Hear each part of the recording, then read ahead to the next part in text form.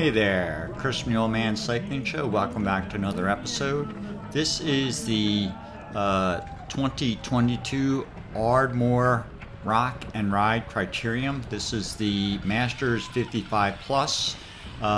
This race had special attention from me this year because last year I did not finish this race. I put a lot of efforts in early on and basically burned myself out. So this year I really had two goals. The first and primary goal was to finish the race, obviously.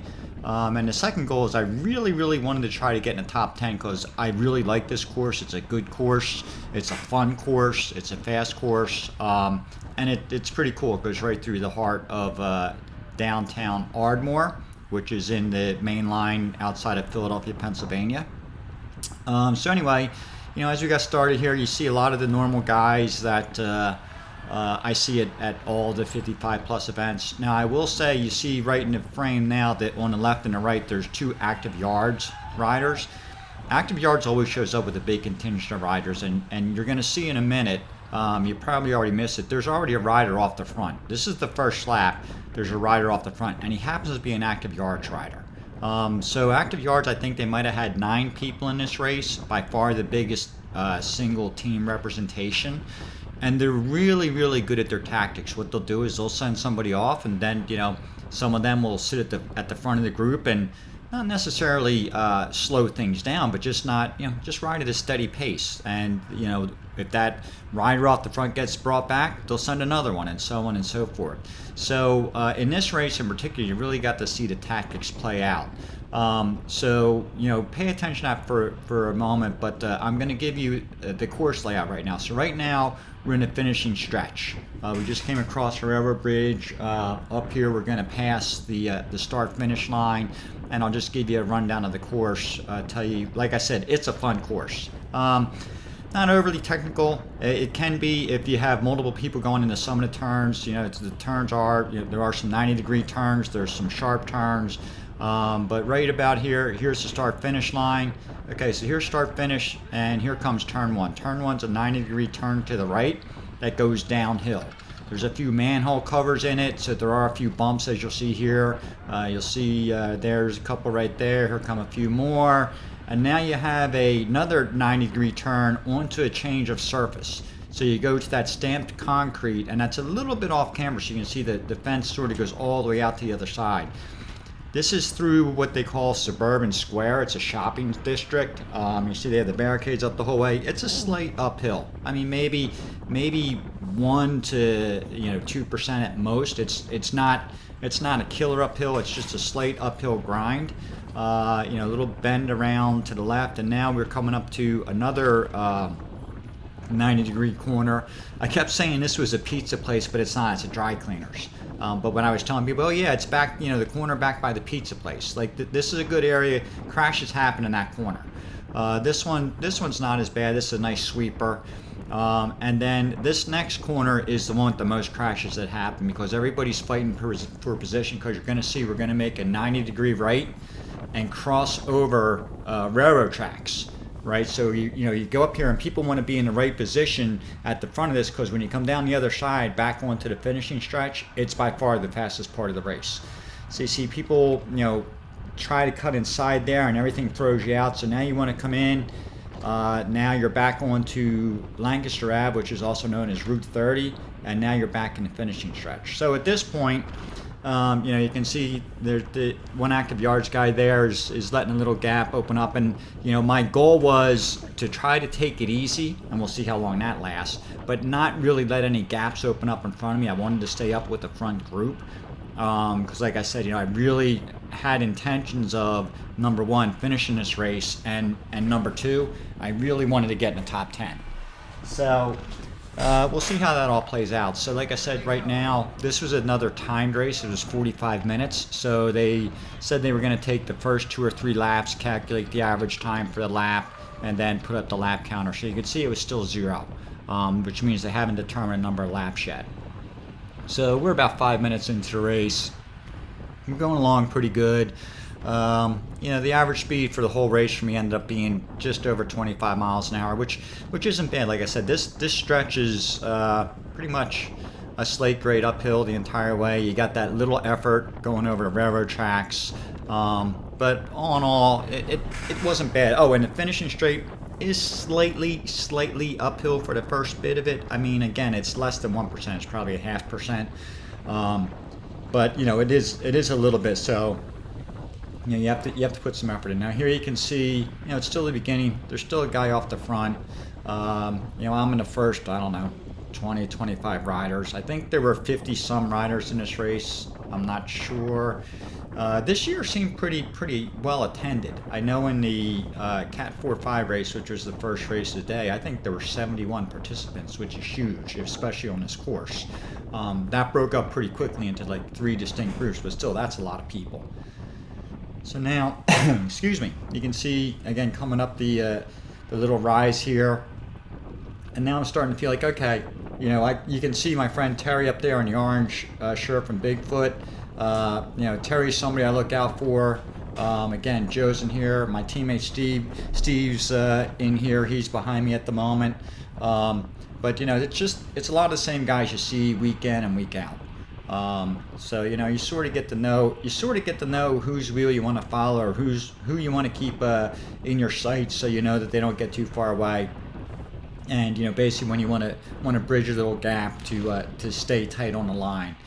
But at this point, this is the other nice thing about this course. It got strung out single file pretty quick, which means number one, you're going fast, and number two, you don't have to worry about people trying to dive bomb you on the inside of turns or on the outside of turns. So you know, you pretty much can ride a clean race from that perspective. You get to take your line through the turn, go through the turn, and you know, just go on. So this is coming down the hill. Change of surface, so asphalt stamped concrete back to asphalt. Didn't cause any issues. You know, you don't really even notice it. And then this part is one of the areas where you can definitely make a move, right? You know, you can put in a little effort here and pass a couple people pretty quickly. So again, fast fun course. There's Terry up there on the left. I think in a little bit, Joe's up here somewhere. So Joe started out on the front line, and he was, you know, he was going pretty good. You know, getting into the fast start. There you can see no, that wasn't the single leader. That was somebody else that was going out. I think they were going after them. I don't think they actually caught to them. So you'll see at some point, you know, there's a pace car out there and a motorcycle policeman. There, yeah, the car is. So that maybe that was the person just running around that corner up there. So they don't have a big lead just yet, but they are out ahead, and you can see there's an active yards guy. You can tell by the white jersey and dark shorts on the front, just sort of, you know, pedaling, not slowing things down, but just sort of, you know, containing things. It's early in a race yet. It ended up being right around 18 laps, I think. So you know, we're only 3.5 miles into it, so we still got, you know, 15 laps to go, but you know, people are still trying to feel each other out, see what's going on. You know, people moving side to side, so on and so forth. So at this point, you know, Terry's moving back up, and I'm just sort of watching where things are going to start happening. It's still early, and I really was trying to keep myself in check. Save some energy for the end, but I have to say I felt pretty good today too. Had a light week of training, so I had a lot of energy left for this race. So all in all, you know, I was ready to give it a good effort.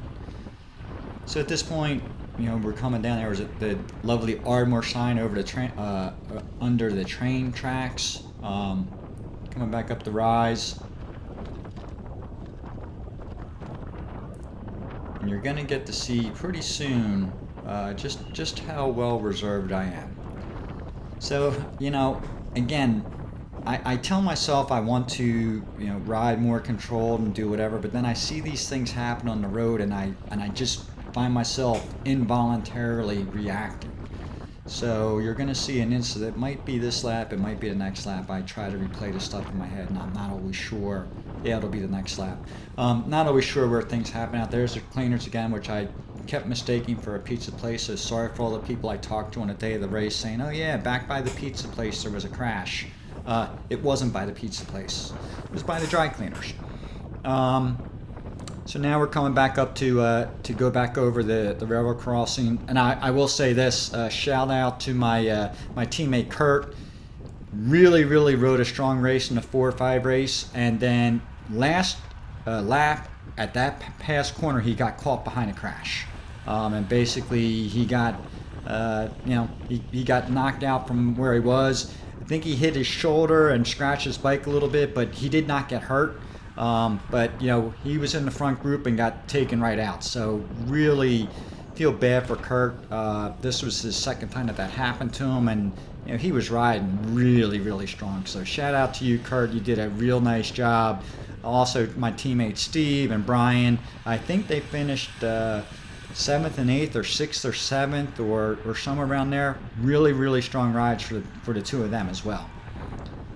So now you can sort of see it's bunching up again. So what I'm playing in my mind here is that guy that was out front, we're going a little bit slower than we normally were.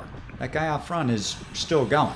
So I think it's opening up, and now you can see like we're going through this turn 2 or 3 wide and everything. So we're not at the same speeds where we were before.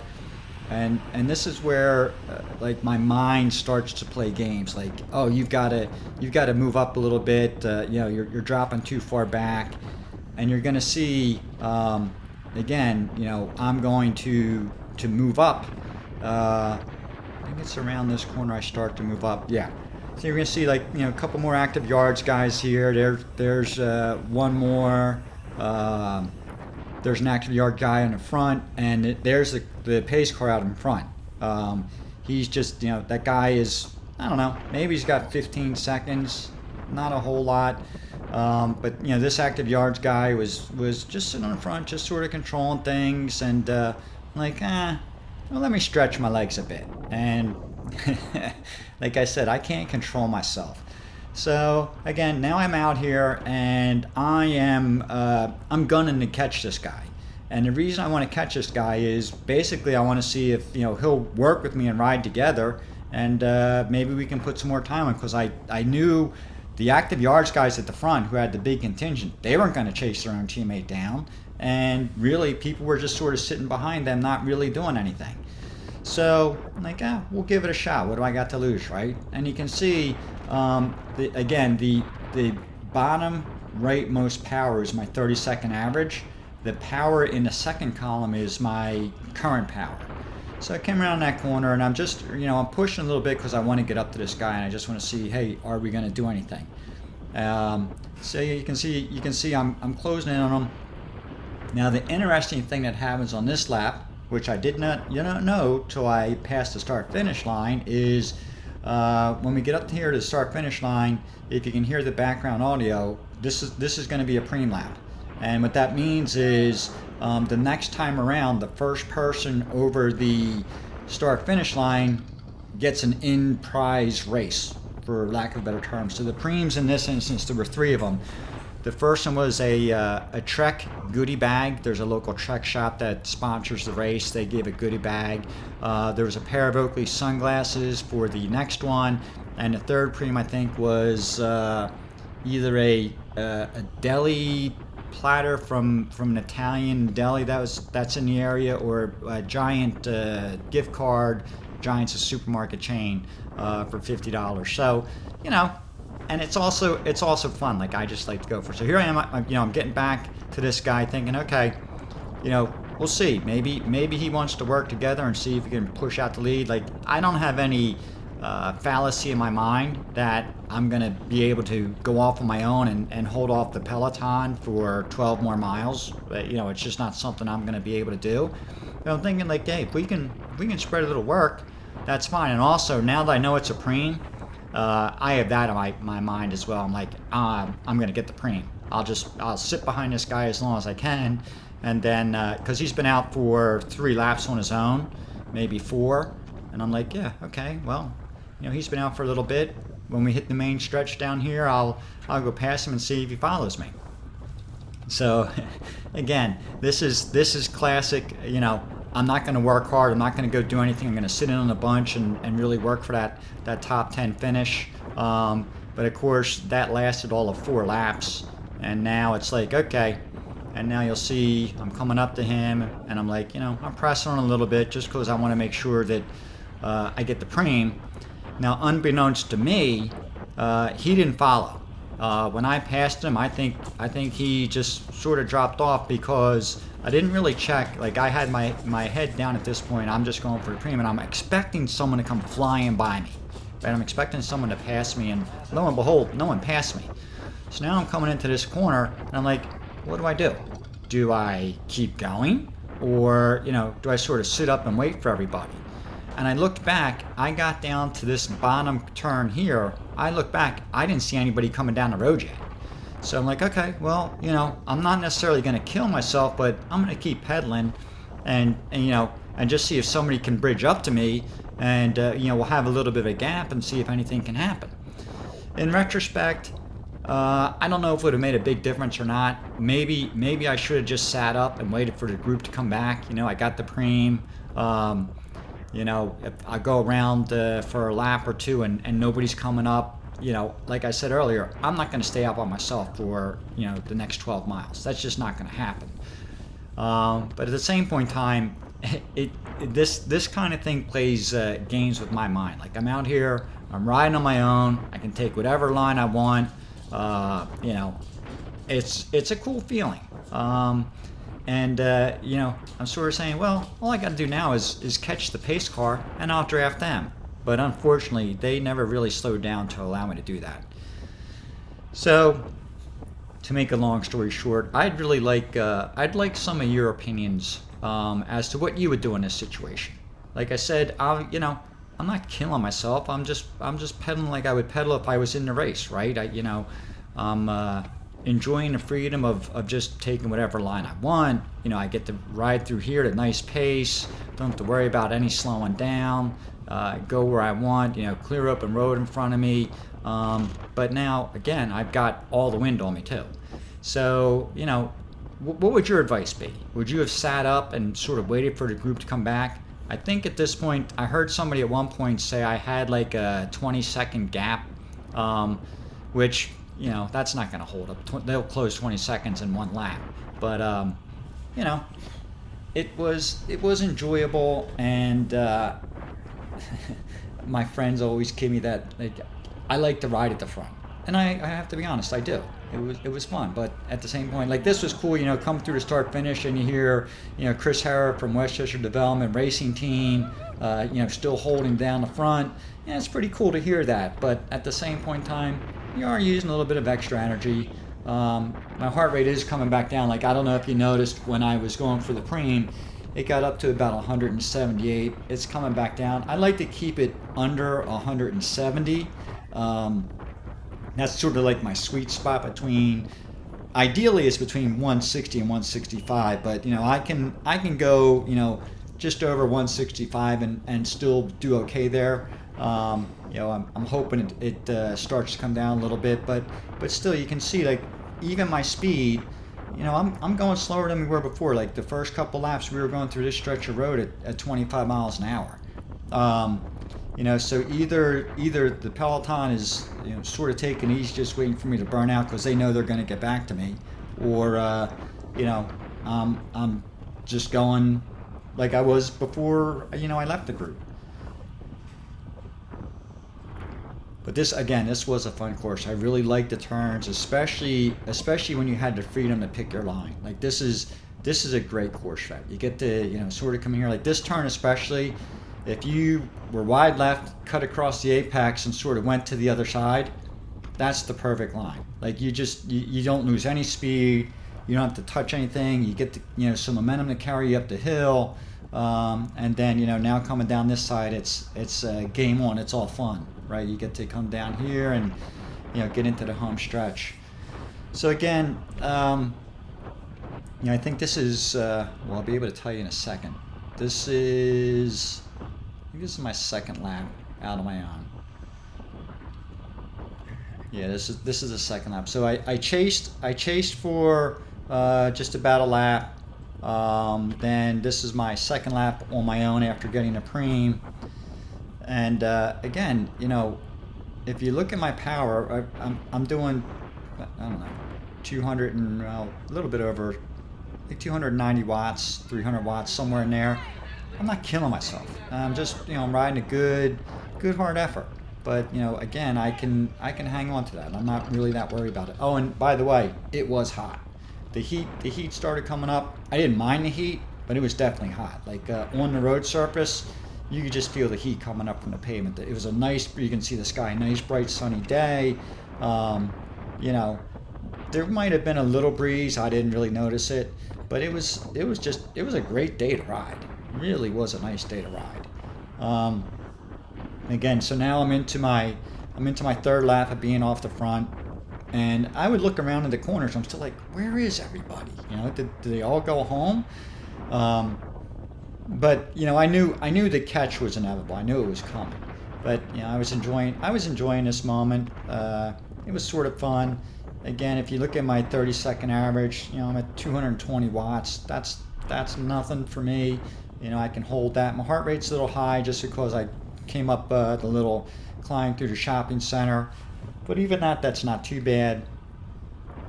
My cadence is good. You know, I'm spinning. I'm not mashing the pedals. I'm not using up all my strength. Yeah, that guy that walked out there right in front is like, hey, do you know there's a bike race going on? Like, that's the crazy thing. If I would have been closer to the curb to line up for this turn, I'd have run right into that guy. And you saw, you know, people cross streets or whatever. But you know, now this is the end of the third lap, coming onto the finishing stretch of me being on my own.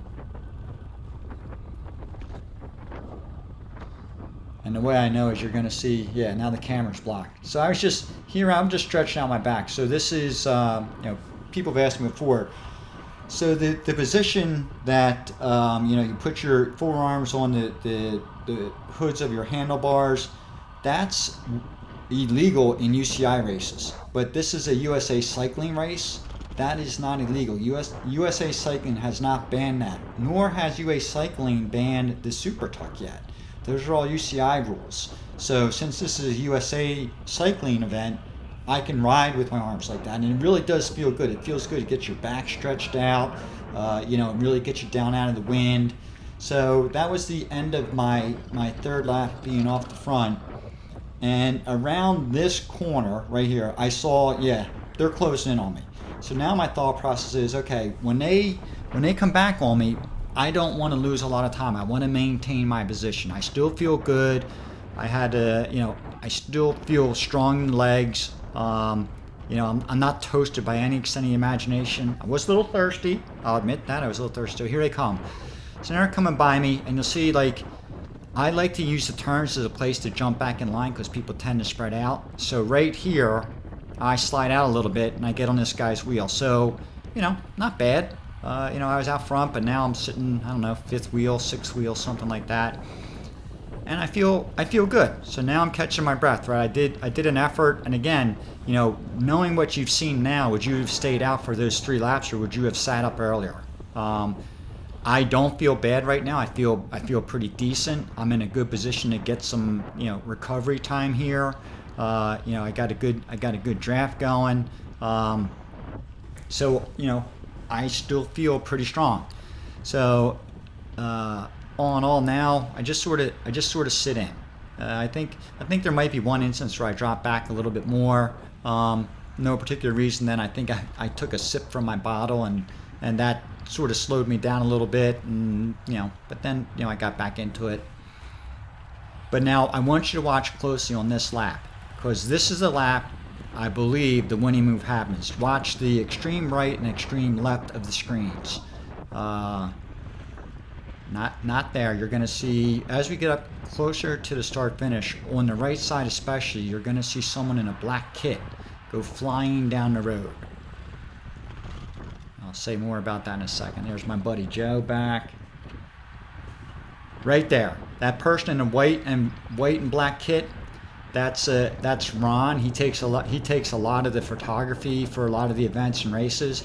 And you can see he just took off, and he's opening up a lead. Never caught him.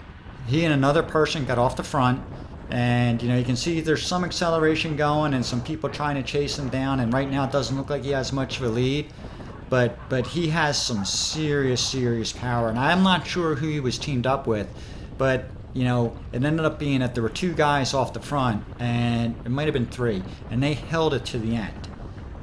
So kudos to Ron for making that move at the right time. I guess everybody was slowing down because things all came back together, and he just presses on, and I mean he held it strong to the end. So at this point, now the race is back on again, right? Because there's more than one person off the front. The people that are off the front are strong riders. So now it's a question of, okay, who's going to do the work to bring them back? Are they going to come back?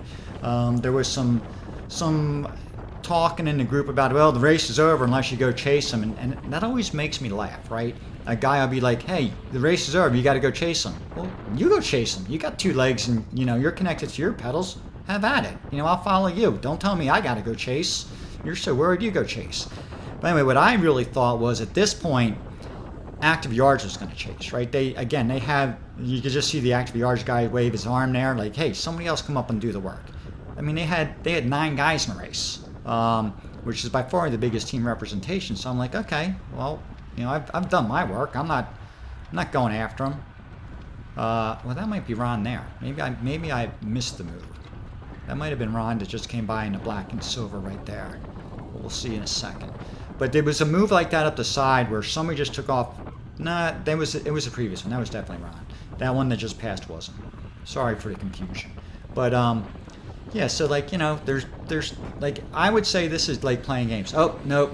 This is it. That's Ron right there. That's where Ron took off, and he did it at a great time.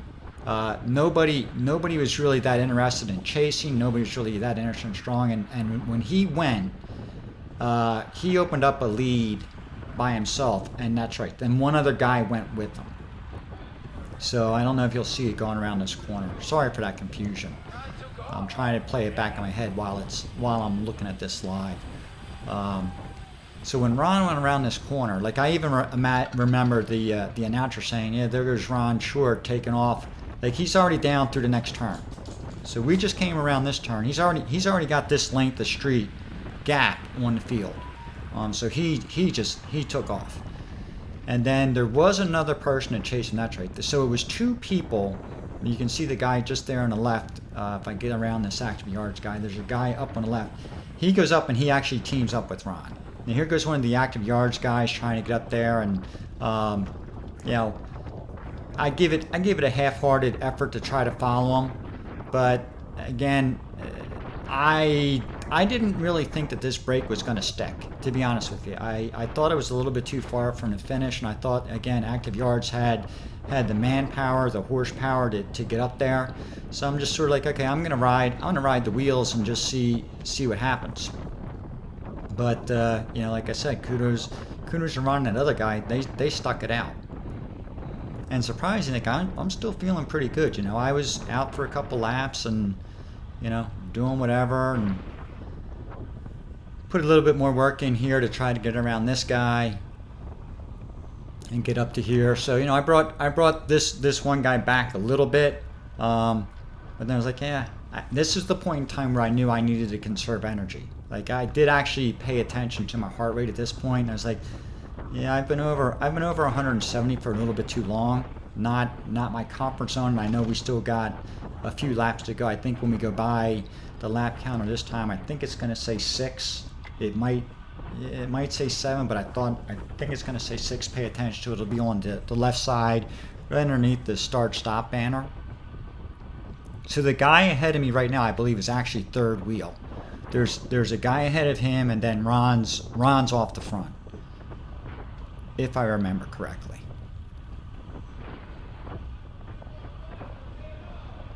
So let's see if we can see the lap counter.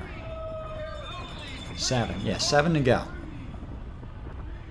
But then again, this was another race. I think they actually dropped a lap off because of timing. Like it was a pretty full schedule.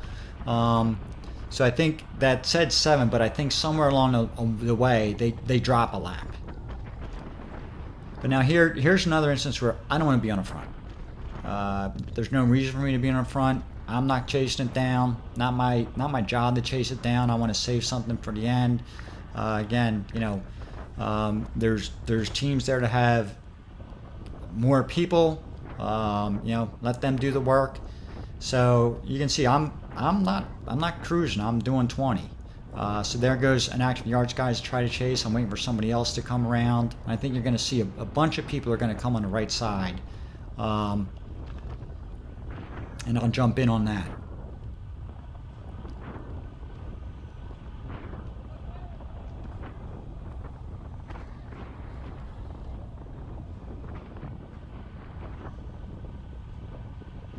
Just waiting to see what happens here. I think it was right before this turn up here. A bunch of people came by. Because obviously, like there they go. Yeah, I'm not flying. Like I'm just I'm riding, but I'm not killing it yet. So now people are starting to react. Now this is where people were starting to say, well, there goes the race. You got to go chase. I'm like, feel free. Do what you want to do.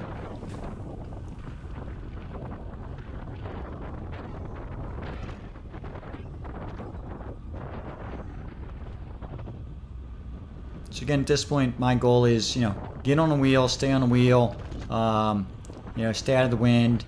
I've done enough at the front. I do, like I said, I did want to be in the top 10, but I also really wanted to finish, right? So see right there, you got 3 active yards guys, two ahead of them, so that's 5. 1 off the front, that's 6. They show up. I have to tell you, they have a good strategy. They show up and they usually execute their strategy. They'll keep sending guys, and the other guys will keep riding the pack, and when they're caught, the next guy will go. So you can see I'm still in a good position. I'm still near the front of the group. Not too worried about things. Again, I'm still feeling good. My heart rate's a little bit higher than I would want it to be, but at the same point in time, I don't feel totally fatigued. Like, as I'm riding around here, I'm like, yeah, okay, I can still pedal this. I do want to pay attention to the lap counter, see if it should be, if they didn't change anything, it should be, when we go around this time, it should be 5 to go.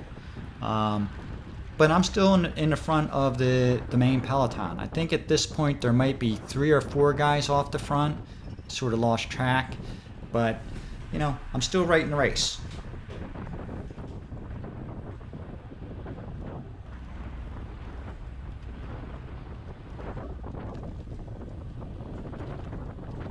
And again, I have to say, this is really a nice event. Like they have a lot going on, for the family. Like there was a bull riding thing into a bathtub. Like if you fell off the bull, you got into a splash pool. There was putt-putt golf. There were food. There was live music. There were a couple bands playing. This is a good event. So now we're getting some people starting to launch the counterattacks, right? So you got some guys off the front, and you got some guys chasing now.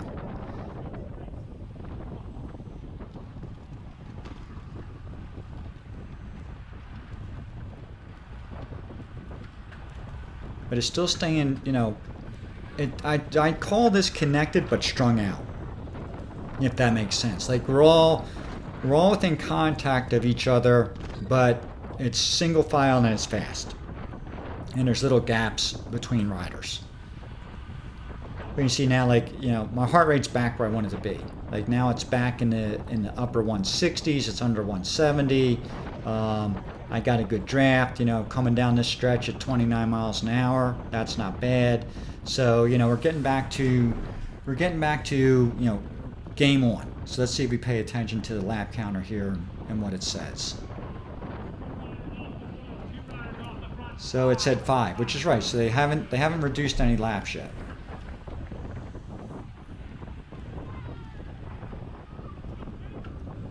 Now this is a turn you could just see before that turn there was a guy on the inside.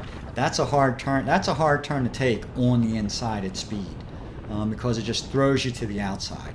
Same as this. If you're on the right line, like last year those fences on the left side of the screen, they were closer into the road. And I think there were one or two people that actually hit him. So this year, that initial part of the intersection, they put the fences all the way out as far as they could.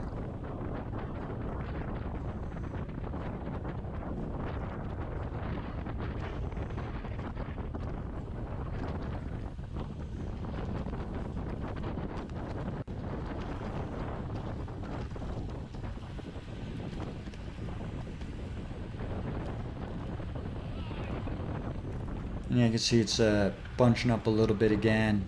I think you know, again, at this point, I lost track of how many people were off the front. There might be up to 5 now off the front. Not really sure. But you know, I think Active Yards, for their part, I believe they have 2 people up in the front.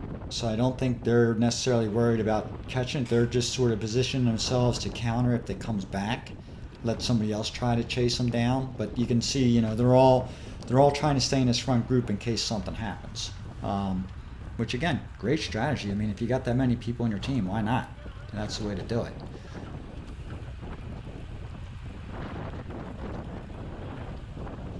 And then take another good opportunity to get a little bit of recovery going. Just stay in a draft, stay out of the wind, you know, catch my breath, that kind of thing. So to jump ahead a little bit, the one thing I got out of this race is I felt really good, but I know what I need to work on for next year. I'll talk more about it as we get closer to the end, but it was a good race. I was happy, but I do need to work on my finishing power. I'll just give you a little tease there. That way you'll want to watch it to the end.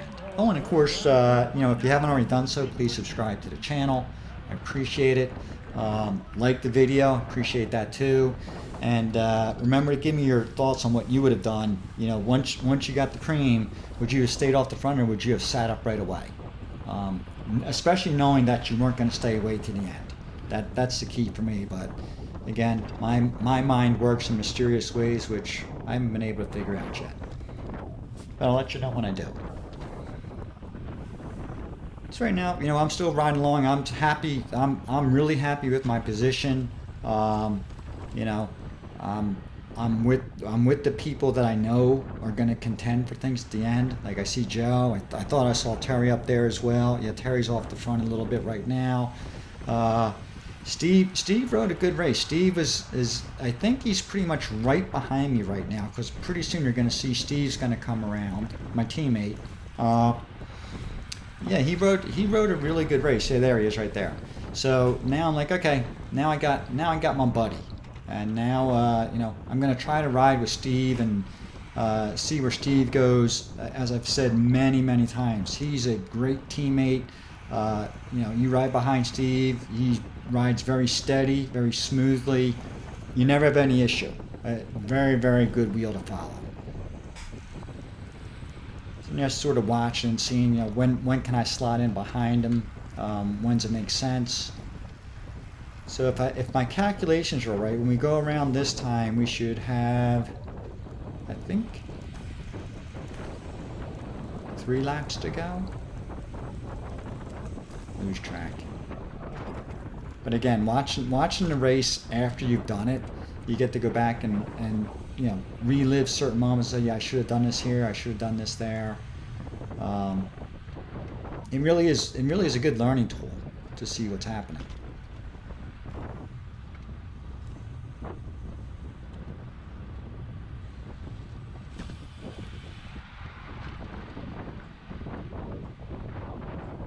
So you can see that the pace car is nowhere to be seen on this finishing straight. So, you know, who's ever away, they're away by a good amount. Let's see if we can see the lap counter. I think it'll be blocked out front, but let's see. It's right.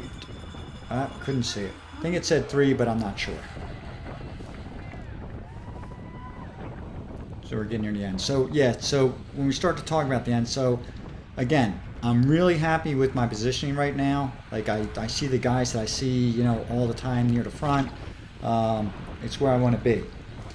It's probably, you know, I'm probably in 20th in the top 20 places in this group somewhere. Steve's a little bit up further on the left. But you know, this is sort of where I wanted to be, especially with 3 laps, because now I know, okay, I've got some time to get my position right. Because what I wanted to do is again, I wanted to try to really finish in the top 10. So I wanted to be up in it, you know, from this group, I wanted to be in the top 5 people coming around that last turn, because I don't have a phenomenally strong finish. And that, you know, I alluded to that earlier. That's something I'm going to be working on in this off season. It's really trying to build my my finishing strength.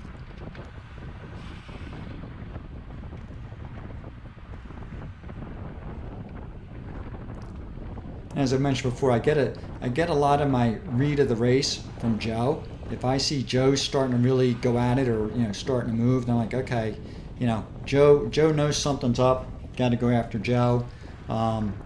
Again, Steve I think at this point went to the front of this group and is really trying to chase down who's ever off the front, which, you know, strong effort from Steve, but they were pretty far gone. And now you can see it's spreading out again. The pace is up a little bit. You know, we're coming into the end of the race, so now people are really trying to line up where they want to be, how they want to be coming around at the finish. So on and so forth.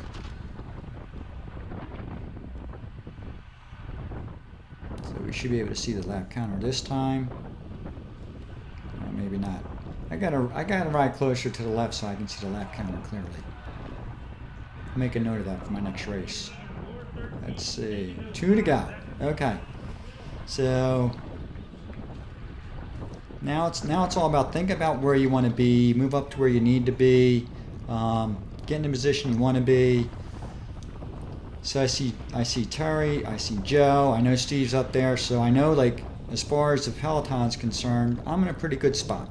Maybe move up a little bit, but I don't have to go crazy yet.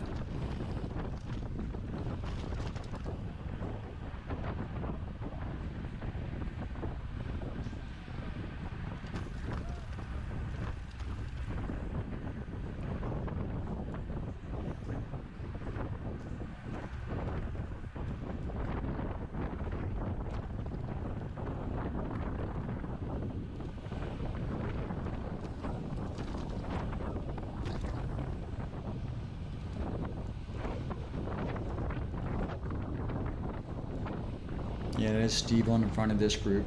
He's been there for a while now. Just dragging everybody along. But he is, like I said before, he's the Energizer Bunny, man. Sets the speed and just keeps going. Super, super strong.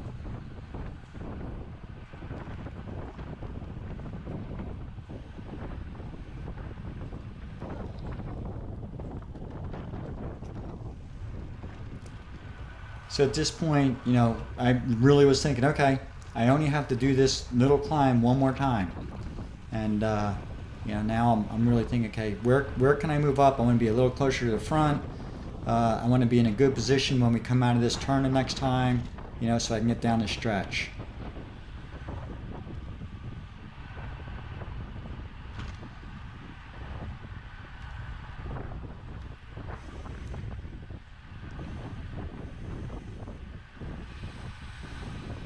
Now everybody's sort of getting keyed up for the finish. You know, this is not unusual. You know, there's people up the front that I think at this point the Peloton knows we're not catching them. So now it's going to be this group fighting it out for whatever places are remaining.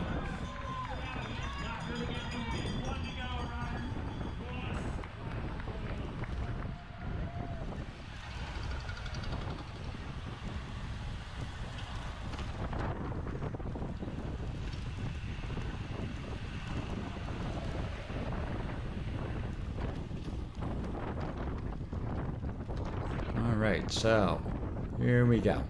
So I think I tried to move up on this stretch. Yeah, so you can see I'm trying to get back up close to the front of this group. And there's Steve. You know, it was important for me to try to be near the front of this group because, again, I don't have a great finish. Like, you know, Steve, Joe, Terry, those guys, they'll get me every time. So now I'm pretty much where I wanted to be. I wanted to be in the top 5 wheels of this group. You know, I am. So now it's just like, can I stay on the wheel in front of me, and can I use that wheel to, you know, propel me towards the finish line? And don't laugh when you when you see the finish. I'll just tell you now, you'll understand why I say I need to work on power for next season. But you know, I got myself in the right spot. I mean, I gave myself a good chance to come out of this, you know, the peloton pretty good. Now here goes, you know, the launches are going. Right, there goes the first one, and you're just going to see people go by me like I'm going backwards. And I'm telling you, I'm giving it an effort here, but I just don't have that super finish and power. So I'm looking here, I'm like, okay, I'm still doing pretty good, but now here comes the fun. And I'll just leave you with that to watch it and see the finish and just say, hey, I achieved my goal. I rode a good, strong, solid race. I hope you enjoyed the video. And this is Chris from the Old Man Cycling Show saying peace.